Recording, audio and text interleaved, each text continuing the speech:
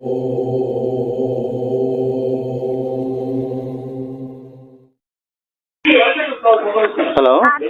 ఒక విషయం మర్చిపోయానండి. ఇప్పుడు మా ఇంటి పక్కన వాలంటీర్ ఉన్నారు, బందర్లో వాలంటీర్ చేస్తారు. ఆయన చేస్తున్న వాలంటీర్ ఎవరైతేనేంటమ్మా, ఎవరైనా సరే మీ దగ్గరకు వచ్చి మిమ్మల్ని ఇబ్బంది పెట్టినప్పుడు కాల్ చేసి కంప్లైంట్ ఇవ్వండి అంటున్నా. తన హస్తాలు కూడా ఉన్నాయి పక్కన వాళ్ళు. అవునమ్మా, ఎవరెవరు ఉన్నారో వాళ్ళందరినీ మెన్షన్ చేయండి అందులో, అప్పుడు కంప్లైంట్ ఇచ్చినప్పుడు.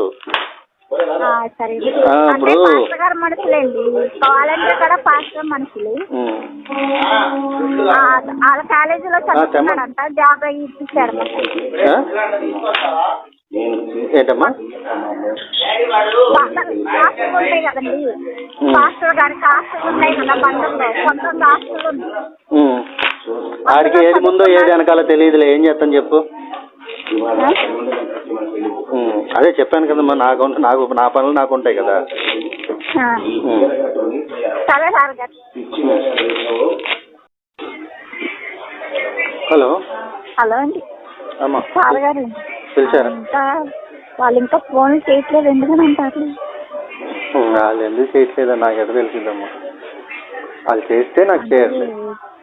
ఈ పాస్టర్ గారికి అందరూ తెలుసు కదా మొత్తం, ఏమన్నా ఆపేశారేమో డబ్బు కాదమ్మా, 2 రోజులు వెయిట్ చేయండి, వాళ్ళకు కూడా టైం ఇవ్వాలిగా. పండగ అయిపోయింది కండి, పండగ అయిపోయింది సరే, వాళ్ళకి 2 రోజులు టైం ఇవ్వాలిగా అంటున్నా. ఇప్పుడు పండగ అయ్యాక పిలుస్తా ఉన్నారు, పిలవలేదు. చూడండి 20వ తారీఖు దాకా. నేను 4 రోజులు వెయిట్ చేసాను, 5 రోజులు వెయిట్ చేసామని చెప్పండి, అప్పుడు మళ్ళీ వెళ్ళండి, సరిపోద్ది. అది మాట అడ్డం పెట్టుకోకుండా అప్పుడు నాకు ఫోన్ చేయండి. ఏదైనా కావచ్చు, కానీ చట్టం ముందు అందరూ సమానులే. మొత్తం తెరమంతా తెలుసా? ఎవరైతే ఆల్రెడీ మీరు కంప్లైంట్ పెట్టున్నారు కాబట్టి చట్టం ముందు అందరూ సమానులే. మీరు వెయిట్ చేయండి చాలు.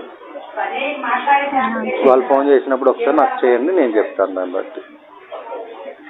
అంటే వెళ్ళక ముందు చేయమంటారా, వెళ్ళిన తర్వాత? మొత్తం మాట్లాడాక చేయండి. మొత్తం మాట్లాడాక చేయమంటారా? కొంచెం మీరైనా పెద్దగా చూడండి, కొంచెం తర్వాత అదే మా ప్రజెంట్ స్టేషన్ లో ఉంది కాబట్టి మేము పట్టించుకోకూడదని మేము చేయట్లే. అది అయిపోయిన తర్వాత అప్పుడు మేము వాళ్ళ దగ్గర నుంచి డబ్బులు ఇచ్చి ఇప్పించారనుకో, మీకు ఇస్తాను డబ్బులు బాగా.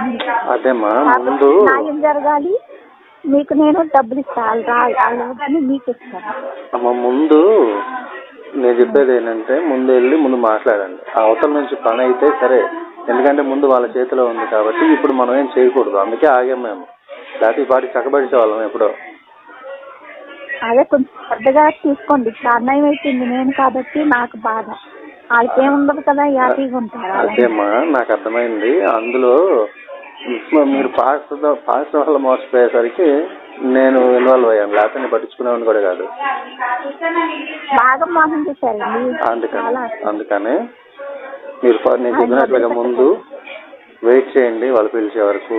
పిలిచిన తర్వాత వెళ్ళండి, వెళ్ళాక మాట్లాడండి, మొత్తం మాట్లాడాక అప్పుడు నాకు చేయండి ఫోన్.